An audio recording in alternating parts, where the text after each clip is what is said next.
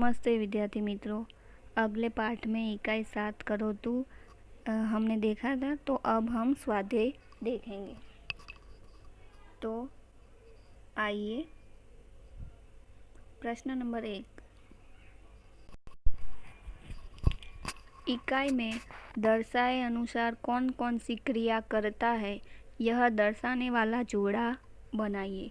तो यहाँ पे सचिन दिया है, तो सचिन के सामने खेलती, फिर दूसरा वेदांत के सामने पठती, तीसरा विमानन के सामने उड्डयति, निशा के सामने वदति, विवेक के सामने पश्यति, कपिल के सामने क्षिपति, मीरा के सामने गायति, मयूर के सामने शृणोति, दिव्या के सामने लिखती।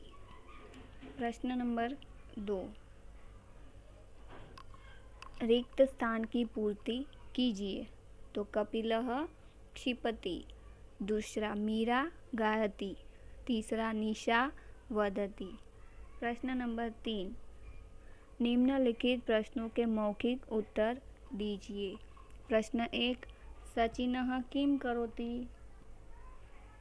तो सचिन क्या करता है? तो उत्तर उसका सचिनः खेलति। दूसरा, मीरा किं करोति? उत्तर मीरा गायति। 3। दिव्या किं करोति? तो उत्तर दिव्या लिखति। 4। वेदांतः किं करोति? तो उसका उत्तर है वेदांतः पश्यति। प्रश्न नंबर 4। निम्नलिखित कोष्ठक में कर्ता पद के सामने क्रियापद और क्रियापद के सामने कर्ता पद लिखिए। तो यहाँ पे नाम और क्रिया दोनों दिए। तो यहाँ पे विवेक क्या कर रहा है? तो देख रहा है। तो विवेक के सामने यहाँ पश्यति, फिर गायति के आगे मीरा, मीरा गायति, विवेक पश्यति, मीरा गायति, विमानम उड्डयते, फिर शृणोत के सामने मयूरः, और फिर निशा के सामने वदति।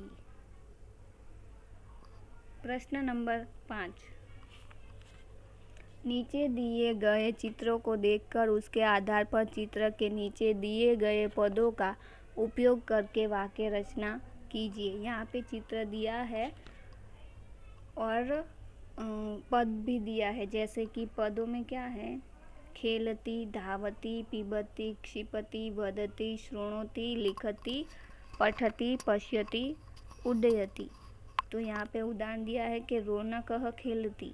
तो रौनकः खेलती, तो यहाँ पे जो सब पद दिए है उसकी एक वाक्य रचना बनानी है, और ये स्वाध्याय कॉपी में भी करना है और किताब में करना है। यह आपका होमवर्क है। तो यहाँ पे करो तो स्वाध्याय समाप्त होता है। धन्यवाद।